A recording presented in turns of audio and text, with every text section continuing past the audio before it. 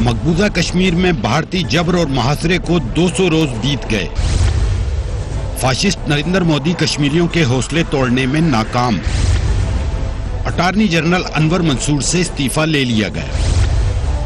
आटे और चीनी बहरान की तहकीकाती रिपोर्ट सामने क्यों नहीं आई, मियां शहबाज शरीफ का सवाल। आटा और चीनी स्कैंडल का जिम्मेदार कौन, वफाकी हुकूमत या सूबाई हुकूमत ने? पूछेंगे रहनुमा तहरीक इंसाफ शौकत बसरा से, रहनुमा मुस्लिम लीग नून निहाल हाशमी से और दिफाई तजियाकार जनरल अमजद शोएब से।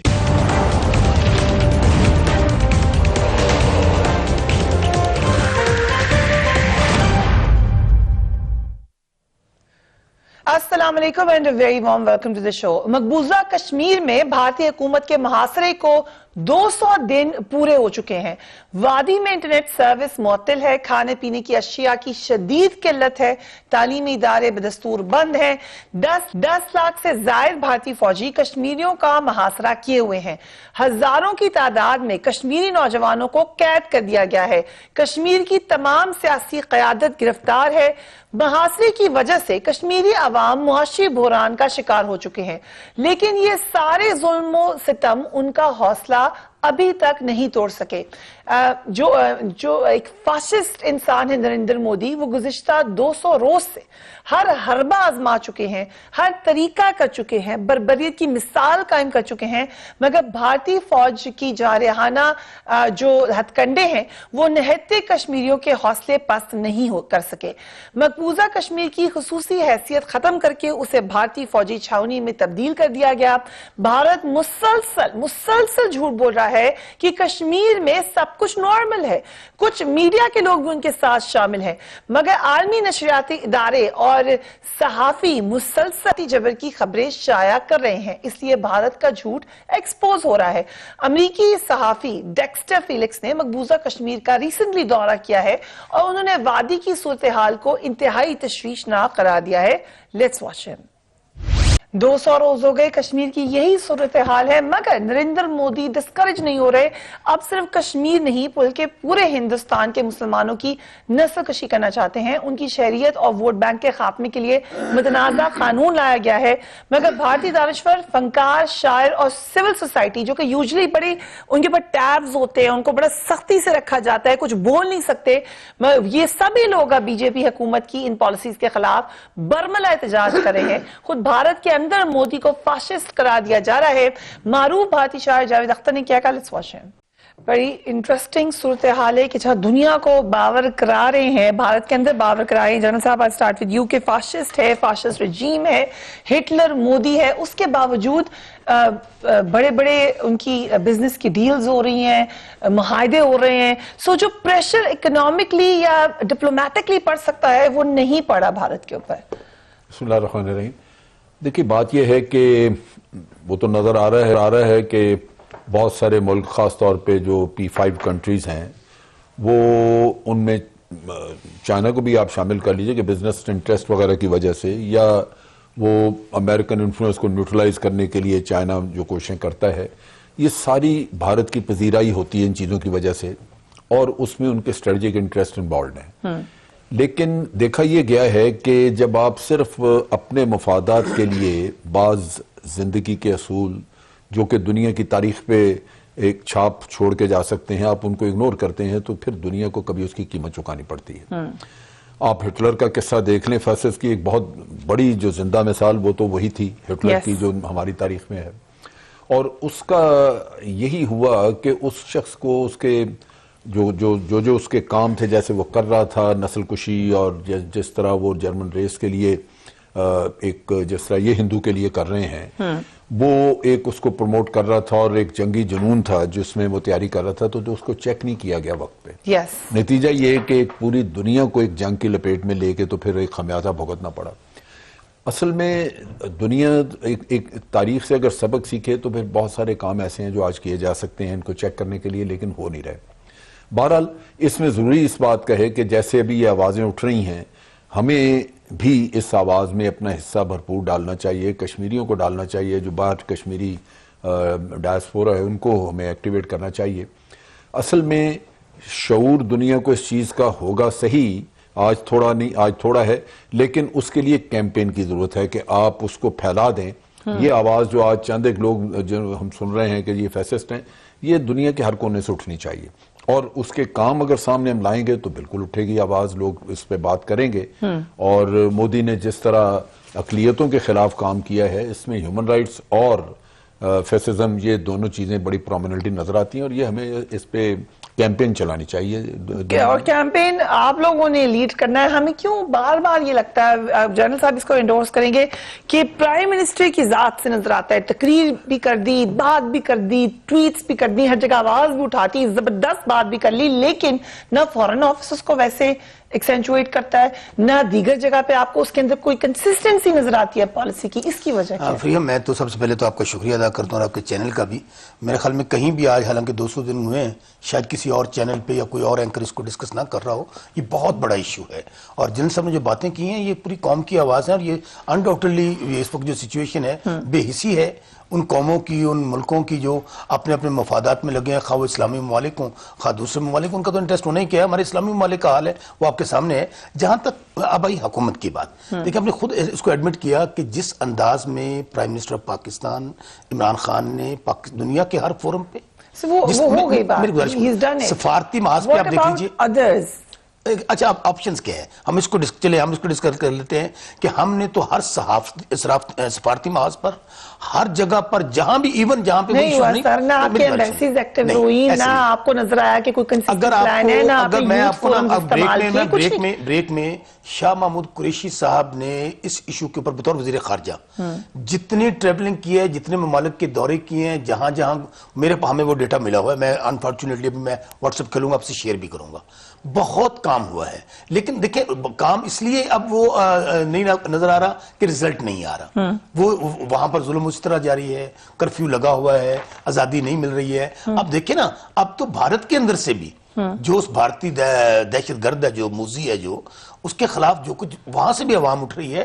लेकिन मुझे खुदा पे यकीन है, देखें अल्लाह ताला अल्लाह पे छोड़ नहीं, अल्लाह पे हमने अपने तय जो हिम्मत ताकत है। अब देखिए अभी जब 5 फरवरी को गए हैं प्राइम मिनिस्टर वहां पर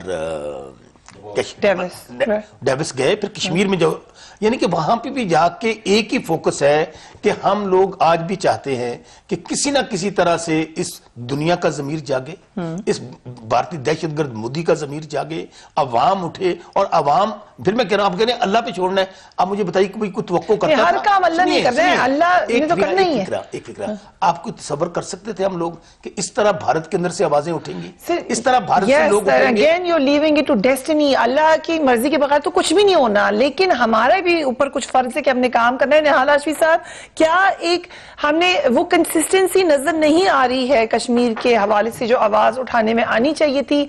क्या आपको भी ऐसा महसूस हो रहा है कि आवाजें भारत से आ रही हैं, पाकिस्तान से वैसे आवाज अब नहीं आ रही? बिस्मिल्लाहिर्रहमानिर्रहीम। फरिया, ये एक बहुत हसास मसला है, काश ये मसला बहुत पहले हल हुआ था। ये फर्द का नहीं है, ये बाबा कौम और पाकिस्तान के अटूट मंसूबे का हिस्सा है। पाकिस्तान मुकम्मल नहीं होता जब तक कश्मीर हमें नहीं मिलता। अब देखना यह है कि इस मसले के हल के लिए क्या तदारक हमने किया और ये मसला कितना गंभीर है और हमें अब करना क्या है। अल्हम्दुलिल्लाह, अल्लाह के फजल से जो, देखिए जैसे कहते हैं ना, फिरौन के घर में मूसा, नरेंद्र मोदी अपने जो उसका जो है खुद अपने घर से उसके खिलाफ आवाज बुलंद हो गई, बगावत हो गई। बंगाल में, बिहार में, यूपी में, केरला में, आंध्रा में, उनकी असेंबलीज ने, कर्नाटका में उन्होंने रेजोल्यूशन पास किया। और अभी सिर्फ उनकी जो नेशनलिटी है उस पे नहीं है, उससे बहुत आगे जा रहे हैं। अब उनकी आवाजें ये उठ रही है कि हमारे एक स्टेट है कश्मीर, जहां पे लोगों के साथ बड़ी ज्यादती हो रही है, लॉकडाउन हो चुका है। वहां की स्टूडेंट्स बात कर रहे हैं, जामिया की बात कर रहे हैं, जेएनयूज की बात कर रहे हैं, दिल्ली यूनिवर्सिटी की बात कर रहे हैं। तो एक तो उनका हिस्सा बहुत जबरदस्त है। ये अल्हम्दुलिल्लाह कश्मीरी मुजाहिदीन की उनकी अपनी भी काविशें और कोशिशें, और वहां के मुसलमानों ने जितनी खूबसूरती से मोदी के खिलाफ एक एजेंडा खड़ा किया, मैं आई सैल्यूट देम। और खास करके वहां की खवातीन जिस तरह से उन्होंने प्रोटेस्ट किया मोदी के खिलाफ। मगर हमारा किरदार क्या था कि हमारे हिस्से का जो काम था, बदकिस्मती से, मुझे अगर अब्बासी साहब नाराज ना हो, मौजूदा प्राइम मिनिस्टर के पास इंटरनेशनल अफेयर्स और डिप्लोमेटिक रिलेशंस के बारे में कोई नो हाउ बहुत कम है, क्योंकि वरना वो चीन जापान एक ना करते, और इनके आने से पहले तक दुनिया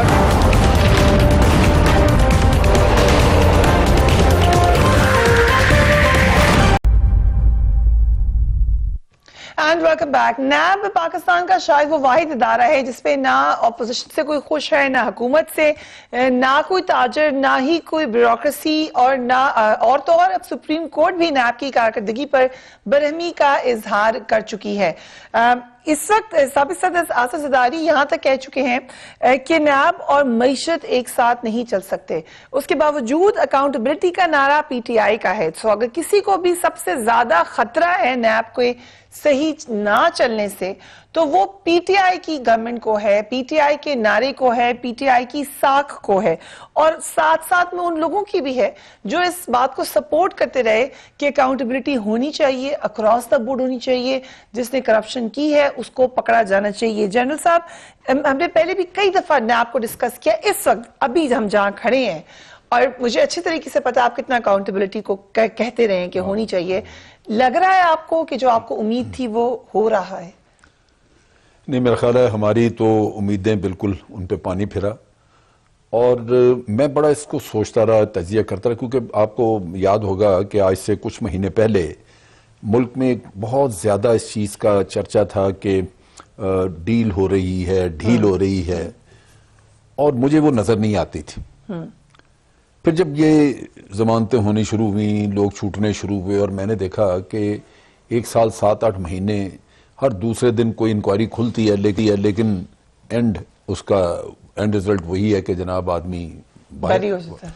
फिर जो इंक्वायरियां खुली वो तो चले, अब खुल रही हैं, लेकिन पहले के केसेस मौजूद हैं। ठीक। आप राजा परवेज अशरफ का देखें, आप उसका देख लीजिए, यूसुफ गिलानी का, डॉक्टर आसम है, शर्जील मेमन है, कई लोग हैं जो सालों साल से केसेस पड़े। आई थिंक मेरे प्रोग्राम में आप कह के गए थे राजा परवेज अशरफ बिल्कुल, मैंने कि ये छूट जाएंगे, मैंने कहा था। अच्छा, अब चीज ये है कि ये सारे केसेस आखिर क्यों नहीं चलते, कहीं तो कोई मसला है। अब मेरी जो सोच और तहकीक है वो ये कहती है कि तमाम लोग जिन पे करप्शन का इल्जामात हैं, उनमें ना कोई ढील मांग रहा है, ना कोई डील मांग रहा है। ठीक। उनको अगर डील करें तो उसमें पैसा भी देना पड़ता है, और आपका पॉलिटिकल कैरियर भी खराब होता है, क्योंकि आप मानेंगे कि जी हाँ मैंने ये किया तभी पैसा आएगा। लेकिन आपको बड़ा सूट करता है कि अगर आप अपने सिस्टम के थ्रू अदालतों में जाके वहां से बरी होकर निकलें, तो पॉलिटिकल कैरियर भी महफूज, बल्कि आप पहले से ज्यादा बड़े सियासतदान बन चुके होंगे, क्योंकि आप कहेंगे कि जनाब क्या निकला, मेरा कोई सबूत नहीं था, मैं अब पूरा भुगत के आया हूं। रूट में कोई तो एग्जिट देता है। अच्छा, अब मैं वही कह रहा हूं, मैं आपको उसी तरफ ला रहा हूं। अब इस रूट में उसको ना एक पैसा भी उसको करप्शन का नहीं देना पड़ा, पॉलिटिकल कैरियर पहले से ज्यादा बेहतर हो गया। वो तरीकाकार ये है कि कमजोर इंक्वायरी नैब की, जिसमें लूप होल्स, और दूसरी साइड को पता होता है कि इन्होंने ये कमजोरियां छोड़ी हैं, वो उनका वकील एक्सप्लॉइट करता है। फिर एक कमजोर रेफरेंस जो जज को हेल्प करता है उस काम के लिए कि जनाब इन्होंने ये मांगा ही नहीं। फिर आप देखिए कि एक बिल्कुल गूंगा वकील जाके नैब खड़ा करता है अदालत में, जो सवालों का जवाब ही नहीं देता वहां पे। और फिर जज भी अगर उसकी भी कोई वीडियो फिल्म वगैरह मिल जाए तो वो आप देख लीजिए कि वो वैसे ही रॉन्ग फुट पे पकड़ा जाता है। नतीजा ये है कि आदमी छूट जाता है। अब इसमें उसको इस सिस्टम पे अगर अपने पूरे करप्शन का 5-10% लगाना पड़ गया तो वो कोई मान नहीं रखता, तब भी 85%, 90% उसकी जो कमाई है वो उसकी जेब में रहेगी। वो भी बच गई, और इसकी मिसाल बड़ी मोटी जो है, आसिफ जरदारी के 2 जो केसेस थे, उनमें पहले केस में फोटोकॉपियां लगा के नैब ने पेश कर दिया। ठीक। और जनाब उन्होंने कहा जी फोटोकॉपियां एक्सेप्टेबल नहीं है, नैब ने कंटेस्ट नहीं किया, उन्होंने केस फारिग कर दिया। ठीक। 1 महीने बाद दूसरा रेफरेंस आता है, उसमें फिर फोटोकॉपी लगाता नैब, सही, तो वो भी छूट जाता है। किसी ने चैलेंज नहीं किया कि जनाब ओरिजिनल कहाँ है।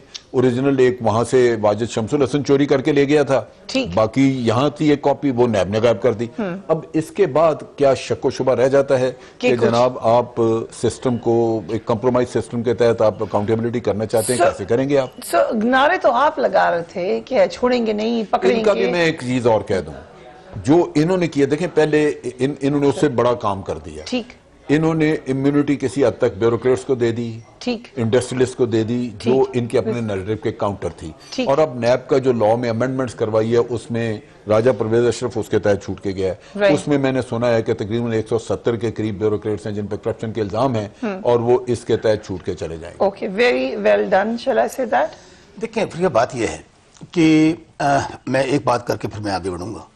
जहां तक नैब के इदारे का तल्लक है, जब से जस्टिस जावेद इकबाल साहब आए हैं, मैं I have high words about justice Javed Iqbal साहब। आफ्टर मैं बात मुकम्मल कर रहा Channel हूं। मैं बात service इदारा है ना, हर इदारे के अंदर अच्छे बुरे लोग बैठे हुए हैं। ठीक। जस्टिस जावेद इकबाल साहब ने बड़े बड़े तकड़े लोगों को, जिनका कोई तस्वर ही नहीं करता था, उनको हाथ लगाया, पकड़ा, केसेस आए। अब होता क्या है, अब होता क्या है, अब मैं फिर कह रहा हूं, मैं बताता हूं। अब सूरत हाल आपने जो कही, बिल्कुल आपकी बात से मैं एग्री करता हूं। जो आपको यार प्राइम मिनिस्टर ने क्या कहा है, प्राइम मिनिस्टर ने कहा है कि हमें माफियाज का सामने है। अब माफियाज किसको कहते हैं? अब तमाम ये जो इदारा नैब है, जिसके मुतालिक अब बहुत उंगलियां उठने लग गई हैं। अब मैं आपको मिसाल देता हूं, हमारा मुल्तान, मैं कल भी प्रोग्राम में बात की है, अच्छे बुरे लोग हर जगह पे हैं। अब एक मछली कहते हैं पूरे तालाब को गंदा कर देती है, वो डीजी नैब मोहम्मद अतीक है मुल्तान का। अब उसने तो ये तमाशा पकड़ा हुआ है, और मैं आपके प्रोग्राम में खबर दे रहा हूं कि कल मैं बाकायदा एप्लीकेशन दे रहा हूं चेयरमैन नैब को, डीजी मोहम्मद अतीक के खिलाफ, कि इसके जो जराए हैं और इसके जो आमदन है, इनके जराए एसेट से ज्यादा हैं। इनको डीजी नैब के, हाँ, डीजी नैब मोहम्मद अतीक के सारे एहसासे चेक किए जाएं। राइट, सो सबकी मेरी बात समझे ना। हम तो कोशिश ये कर सकते हैं कि जहां पे कुछ चीजें सामने आए, हम उनके खिलाफ खड़े हों। आपकी कोई मसला है वहां पर उनके साथ? मैं बताता हूं आपको। आपने बड़ी अहम बात कर दी है, अब बड़ी अहम बात कर दी है, मैं बता ही देता हूं। मैं बता देता हूं, बड़ी अपने अहम बात की। मेरा हल्का है हारूनाबाद, फोडाबाद, जिला बहावल नगर। ठीक, वहां पे एक इदारा है, लोग हैं जो सियासत करते हैं, और मैं एक, अगर वो आपको लाइन पे ले सकते हैं तो ले लें। उनको सेफ गार्ड करता है इजाजुल हक, उनको सेफ गार्ड करते हैं, सेफ गार्ड करता है उनके हर इंटरेस्ट को। वहां से वो वफाकी वजीर भी बना, MNA भी बना। उनके खिलाफ इल्जामात क्या हैं? मनी लॉन्ड्रिंग के, अरबों रुपए के प्लाजे, अरबों रुपए की जायदादें। बात पूरी सुन लें, आप तो खुद गवर्नमेंट में होते हुए कह रहे हैं कि आपको प्रॉब्लम है। प्रॉब्लम सुनिए, उनके खिलाफ, उनके पास केस गया। उल्टा जो हम परसू कर रहे हैं सब लोग, मुझे नोटिस आ गया है या आने वाला है कि जी आप बताएं आपके एहसासे कितने हैं। बिल्कुल तो हक है, मैं बताने लगा। मैं तो अपने एहसासे कल बकायदा डिक्लेयर करके चीफ साहब के पास जा रहा हूं, GIT बनवा रहा हूं अपने ऊपर। और इतना वेरी गुड, वेरी गुड। बताएं प्रिया, कभी को मुलजम कहते हैं मेरे ऊपर GIT बनाए, आप कह रहे हैं GIT बनाए, मगर आप भी अपने साथ से बताएं। हाँ, और वो अतीक भी, अतीक जो मोहम्मद अतीक है, जिसने ये तमाशा लगाया हुआ है कि हर ब्यूरोक्रेट को, हर सियासतदान को, हर बिजनेसमैन को नोटिस भेजे, जो असल चोर हैं, जो असल माल कमा रहे हैं, जिन्होंने करप्शन किया है, उनके साथ चीफ मिनिस्टर को बताया, प्राइम मिनिस्टर को बताया। मैं इसलिए आया हूं यहाँ पे। ठीक, मैं अब, और मैं इजाजुल हक की जो बात कर रहा हूं, एक बात मैं काम और करने लगा हूं, मैं काम डेली लाइन पे, और एक काम मैं और भी करने लगा हूं। जल साहब आपकी मौजूदगी का फायदा उठाते हुए, इजाजुल हक जनरल ज़ियाउल हक साहब के साहबजादे हैं, जो चीफ ऑफ आर्मी स्टाफ रहे हैं। ठीक है, एक सीनियर पॉलिटिशियन। और वो और मैं एक लेटर लिख रहा हूं चीफ ऑफ आर्मी स्टाफ जनाब जनरल कमर बाजवा साहब को, ओके, कि इजाजुल हक साहब अपने इस जो अपने वाले साहब जो चीफ आर्मी स्टाफ रहे हैं, उस ओहदे का नाजायज फायदा उठा रहे हैं आज भी। देखिए फौज, मेरी बात सुन लें, फौज जो है मेरी भी है, आपकी भी है, हर पाकिस्तान की, और हमें फख्र है अपनी फौज पे।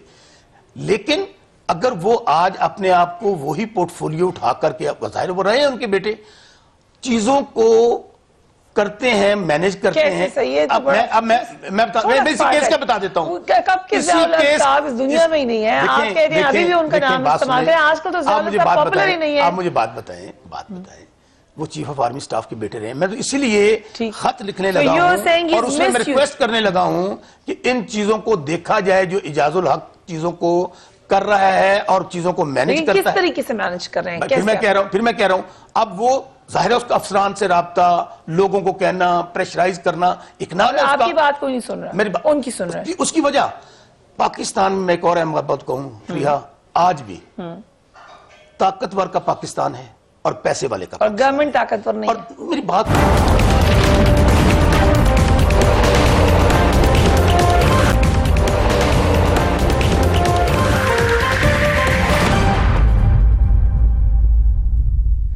And welcome back. वक्फे पे जाने से पहले बड़ी ब्रेकिंग न्यूज दी। शौकत असलम साहब ने JIT वो कह रहे हैं कि वो डिमांड कर रहे हैं, और ये भी उन्होंने इल्जाम लगाया एजाजुल हक साहब पे कि वो प्रेशराइज करे हैं सर्टन लोगों को, और वो प्रेशर ले भी रहे हैं। एजाजुल हक साहब को हम बार बार कॉल कर रहे हैं, अगर वो अपना मौकफ देना चाहें तो ये प्लेटफॉर्म हाजिर है, मगर इस वक्त वो हमारा फोन नहीं सुन रहे। निहाल हाशमी साहब, पहले तो आप लोग कहते थे ये, अब फिर कुछ एनालिस्ट ने कहना शुरू किया, अब हुकूमत ही कह रही है। कल को ये ना हो कि DG नैब भी कहना शुरू हो जाए कि नैब के साथ मसला है। फरिया, एक तो मैं जो पहले सेगमेंट में मेरा एक हिस्सा रह गया था, मैं वो क्लियर कर दूं। इंटरनेशनल सब्जेक्ट आपने बहुत अच्छा लिया था कि एंटोनियो गुतेरेस जो आके मिले थे अस्करी क़यादत से, उससे बड़ा अच्छा मैसेज गया था कि पाकिस्तान फोर्सेस जो है पूरी दुनिया की पीस कीपिंग के लिए अपनी बड़ी कुर्बानी है। तो इससे भी एक कश्मीर के इशूज़ को बड़ा मदद मिलेगा। मैं समझता हूँ मां सिवाय प्राइम मिनिस्टर के सब ने अपना अच्छा रोल प्ले किया। अब आपकी जो नैब वाली बात है, मैं और शौकत बसरा दोनों तालिब इल्म है कानून के। नैब कानूनी इदारा है, कानून के तहत बनना है, और नैब कानून के तहत ही चलना चाहिए और चलेगा अगर चलना है उसने। तो नैब का कानून यह है कि आप 90 डेज तक रिमांड ले सकते हैं, कस्टडी अपने पास रख सकते हैं, और उसके बाद 30 डेज के अंदर अंदर आप केस को कंक्लूड करें। ये दोनों कानून तो बिल्कुल, ये जो 90 डेज वाला ये तो अप्लाई वो करते हैं, मगर 30 डेज वाला क्यों नहीं अप्लाई करते हैं? तो यानी कि जो लोग भी आज नैब में है, वो शाहिद खाकाना बासी हो, एहसन इकबाल हो, या आसिफ जरदारी साहब हो, ये XYZ, ये तमाम के तमाम लोग जो हैं ये हब्से बेजा में है। इन्हें हब्से बेजा में रखा गया क्योंकि रियासत के पास वसाइल है, नैब के पास वसाइल है। आप किसी को कस्टडी में ले लेते हैं तो आपको प्रोसीड करना चाहिए, उस रेफरेंस को आगे बढ़ाना चाहिए, आपके पास सारी वो वसाइल है।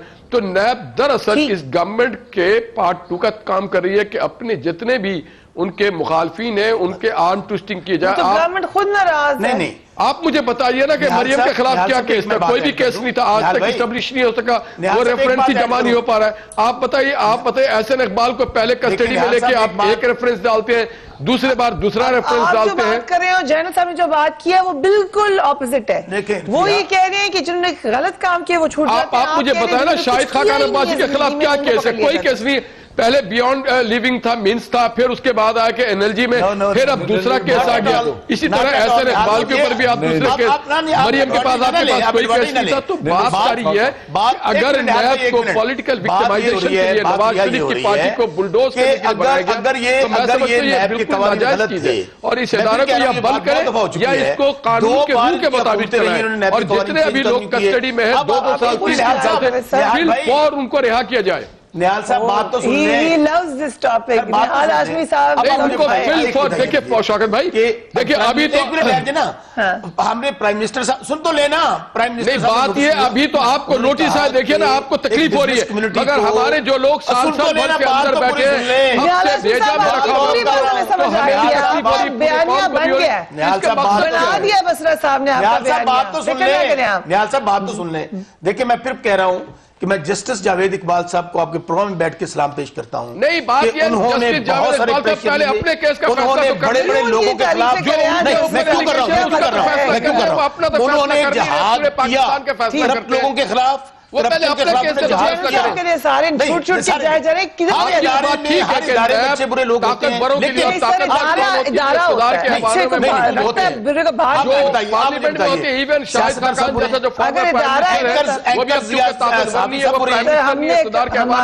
सब बुरे नहीं, ऐसे नहीं है, बट इदारा मजबूत होना चाहिए ना। तो इसलिए ओके लेट जनरल साहब टॉक नाउ। जी जनरल, बिजनेस कम्युनिटी के लिए अमेंडमेंट की। ठीक है। अब पार्लियामेंट में अगर 50 to 60% लोग बिजनेसमैन ही बैठे हों, ठीक है, तो वो बतौर सियासतदान अपने आप को क्लियर कराएंगे या बतौर businessman clear? Very important question. अगर वो बतौर बिजनेसमैन कराते हैं, जो आपने छूट दे दी, तो वो तो बच गए सारे। वहां पे तो मतलब अब मियां नवाज शरीफ साहब देख लें, कारोबारी हैं, जरदारी साहब देख लें, कारोबारी हैं, ये तो सारे कारोबारी हैं। तो ये एज ए बिजनेसमैन अगर जाके उस कानून का सहारा लें तो उनको तो ट्रायल ही नहीं आप कैसे, वो तो छूट जाएंगे। बात फिर मैं वही कह रहा हूं कि देखें हम कि ये कह रहे हैं कि जो गुनाहगार लोग हैं गुनाहगार अभी तो लोग मुझे हैं, लगा आप ये कह रहे हैं कि जिन्होंने निहाल corruption की है। हाशमी साहब की पार्टी के लोगों के ऊपर ठीक काम कर रहा है, हमारे ऊपर देखिए, काम- मैंने आपको मिसाल देकर कह रहा हूं कि वहां पर एक निहाल साहब की बात सुन ले। आपने ये तो तमाम केसेस हैं इनके दौर के, वही हक हासिल है जो नफरिया, नवाज शरीफ साहब इनके को तो भी तमाम हासिल होना केसेस चाहिए, इनके दौर जो के मरियम ठीक है। नवाज दोनों को भी होना पार्टियों चाहिए, जो ने शाहिद खिलाफ खाकान को भी बनाए, होना हमने चाहिए, केस जो भी नहीं हमजा को बनाया। भी होना हम तो चाहिए, ये कहते जो हैं, ऐसे प्राइम नहीं मिनिस्टर ने आप कहा, ये लोगों को इजाज़त हद से साहब बेजा को में नहीं रखा हुआ उठा है, रहे, उनके फिर खिलाफ कौन कोई की केस नहीं है, इजाज़त कोई साहब को मैं सबूत नहीं चैलेंज दे रहा है, हूं। कोई आप गवाह नहीं बनाना है, चाह मैं रहे हैं। चैलेंज दे रहा हूं कि कोशिश नहीं हो इजाज़त रहा साहब मेरे साथ है। कल चलें, आपका वहां पर मैंडेट है कि आप इजाज़त एक महीने में साहब, अगर ट्रायल कल को आप हमारे कंक्लूड प्रोग्राम करें, में आ 3 जाएं, महीना आप इंडिया हफ्ता शो बेजा में प्रोग्राम रखें, मेरे उनका साथ बैठे। कस्टडी में आपके पास कुछ पल्ले मैं नहीं चैलेंज आता दे है। रहा हूं कि मेरे साथ इजाज़त साहब यहां बैठ के प्रोग्राम करें आके। चलिए चैलेंज आ गया शौकत बसर साहब की जैसे। इजाज़त साहब, if you are watching this show, you are most welcome to join us on this show tomorrow. इस पे बात कर सकते हैं, लेकिन नैब के हवाले से जो तशनगी है वो बहरहाल मौजूद है, उसके ऊपर मजीद सोच विचार जरूर होना चाहिए। अपना अपने घर वालों का ख्याल रखिए। अल्लाह हाफिज।